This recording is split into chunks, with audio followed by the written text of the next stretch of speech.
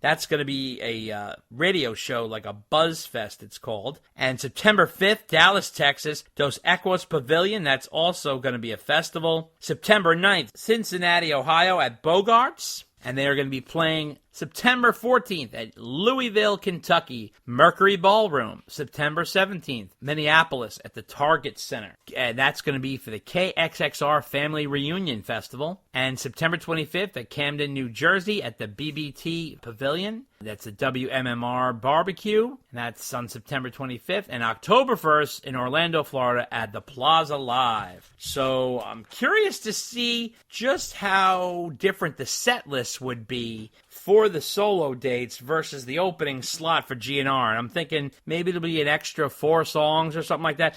I have compiled a list of songs, see what you think of this, Dave, of what they will play opening for Guns N' Roses. My guess is they'll play Distance, Don't Back Down, Feel, Mammoth, You're to Blame, Horribly Right, You'll Be the One, and The Big Picture. What do you think?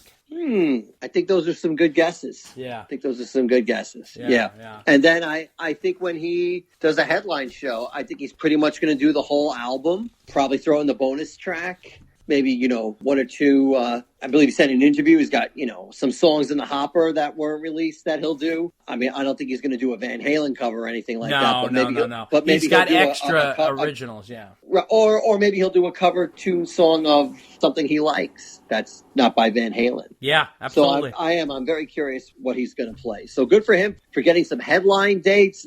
Like we said last time, that Guns N' Roses opening act is so key. Oh, yeah. I'm so happy for him he got that. And I'm really glad he's doing some headline shows. So let's see how he plays live. Yeah, and he's done some more press. He was in Forbes magazine. It was just kind of a strange magazine to be in because it's more of a financial magazine. However, he was interviewed in there, and I just took a couple of things out of there, stuff we haven't talked about before.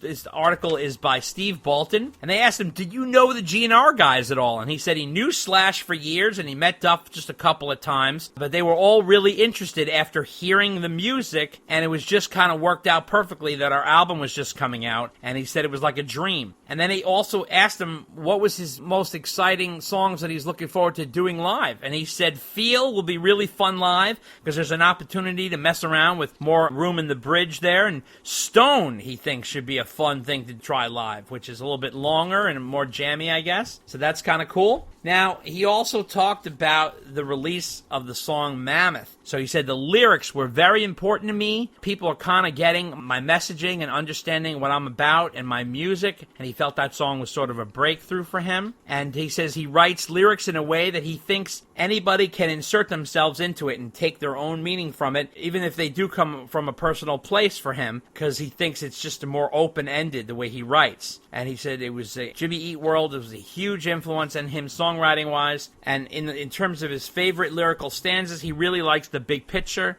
as well as Mammoth. He thinks that's some of his best stuff. When they asked him if he ever saw GNR live, he said no. He's never seen GNR live, and he said they only seen Slash live a couple of times solo. And when they asked him to name his favorite GNR songs, he's like, oh man, anything from Appetite. So I don't even know how well he knows GNR, but might be before his time. When they also said, how is he feeling coming back to the stage? He says, honestly, I have no idea how I'm going to react. I'm just sort of a big ball of emotions. He said in terms of being a frontman, he's hoping to find his own space because you can't really figure out who you are until you actually do it. So he's waiting to see how it all lays out. And he says, you ask him if they heard a through line through the record, and he says, yes, it would be Elvis Biscuit, the sound that he created. He said that he really helped him because he helped him see kind of the forest from the trees, because he could separate himself from the actual work, and he said he really wanted him to be himself, and that was the main through line through the whole thing. So that was from Forbes. In NPR, he did an interview. This was interesting. He talked about the song Distance, and he said how my father struggled a lot health-wise, up and down for years, for a really long time, and it was a tough thing to deal with emotionally, and I guess this song, meaning Distance, was kind of a way of therapeutically dealing with it. It's just kind of imagining how tough life would be without him, but also remembering that our relationship is too strong to let any one of us from being apart from each other to be an issue. And they asked him what it was like to go on tour at the age of 15. He said it was fun. I didn't have to go to 11th grade, which was cool, but he said he did have a tutor and that he would always, after sound check, be doing math. And he said going on tour just kind of felt like a family trip to him because he was out playing music with his uncle and his father every night, which he considers a true blessing. Then he talked about playing the original Frankenstein guitar on the song Feel. He says, when I brought it out for recording, we keep it in this lockdown, super safe area. And he says it's so safe that if the building burned down where the guitar was, the guitar would be okay.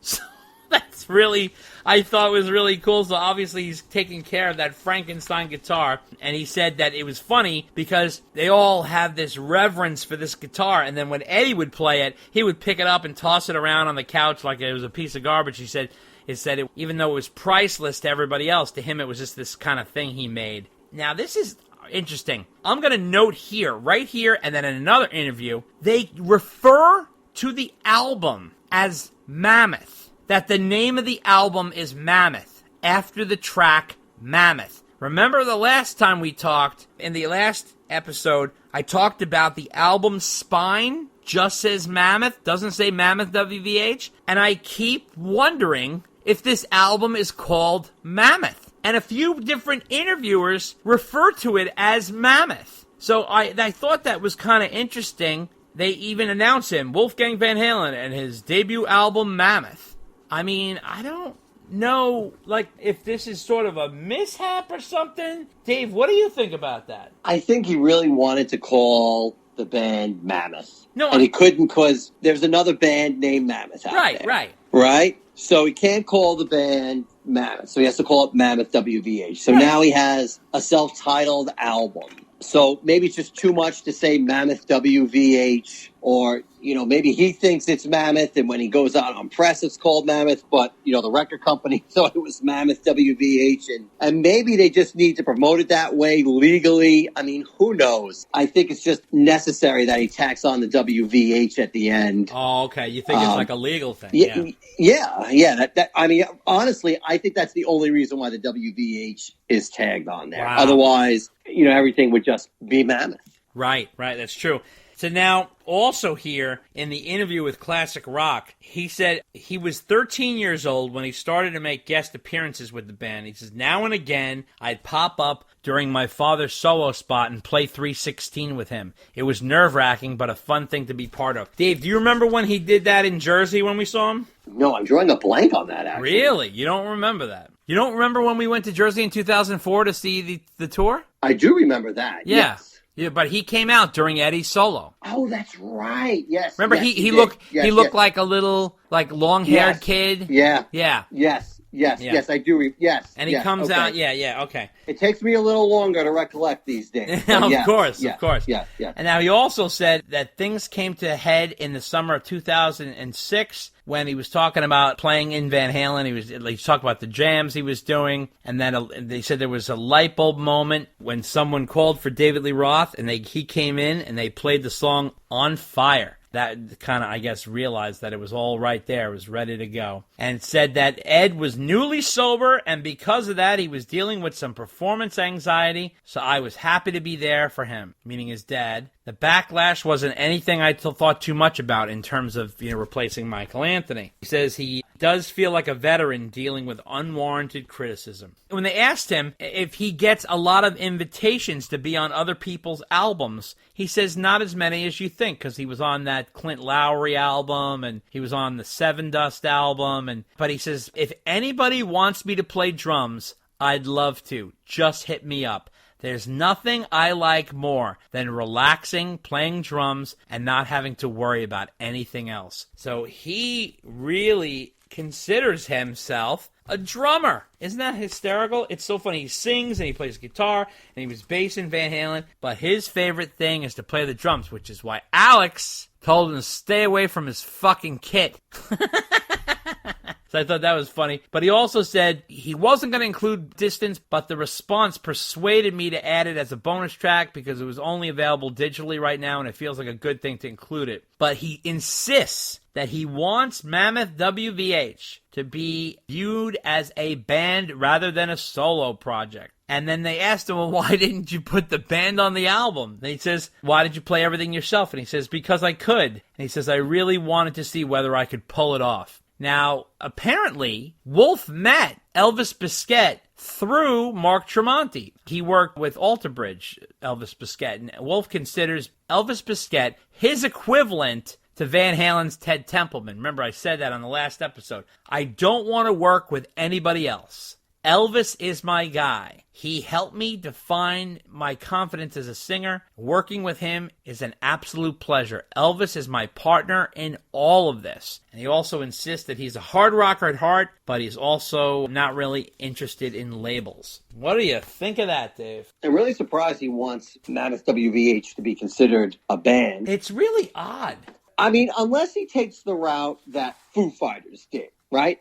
Because when the Foo Fighters album came out, Dave Grohl played everything on that first album himself. Yep. Then he got the band. Yeah. I mean, the band's had some rotating musicians over the years, but it's been pretty steady, more or less. And now they're a band. So if he goes along that route, I can see what happens. But if he's going to continue to play everything solo in the studio and then take the band out, it's kind of hard to think of them as a band if that's what he's going to do. Yep, that's true. That's very true. But you know what?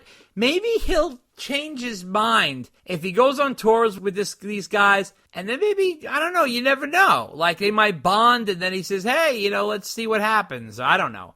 It's a whole other different vibe, I would imagine, but maybe he'll just do it the way he's doing it now. Who knows? We'll see what happens. Now, remember we talked about the guitar tech Tom Weber, Dave? Tom was Eddie's guitar tech from 2007 to 2020. So Eddie's former guitar tech, Tom Weber, he's put up his Eddie Van Halen signed Kramer Paul Dean signature guitar for sale. That was gifted to him by Eddie in 1988, this beautiful yellow and black guitar. And Weber, he worked for Van Halen as a principal guitar tech between 2007 and 2020. Although he suffered over the coronavirus shutdown for a year, he was without pay, I guess, and he needed it to put it up for sale to pay off some bills. Calls it his prized possession. It's listed by 5-Star Guitars, and Weber really hopes to financially support himself with the sale. The way he met Eddie was he knew that Eddie acoustic guitar that was given to him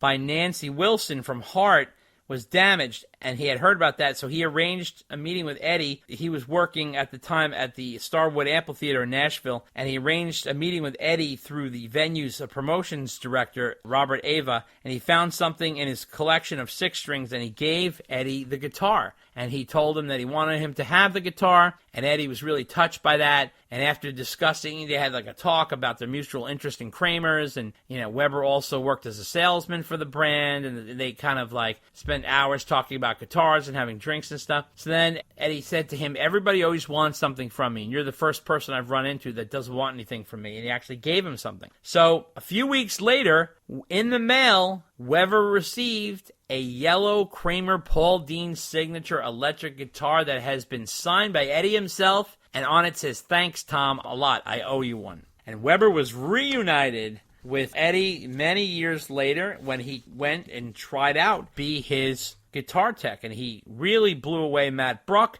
and he got the gig, and he was Eddie's guitar tech since 2007 for the reunion tour with Roth. And he says, the guitar represents the beginning of my relationship with Ed. I was lucky enough to develop a friendship with him and eventually winning my dream job. Guess how much the guitar is going for, Dave? $50,000? Ooh, you're close. $60,000.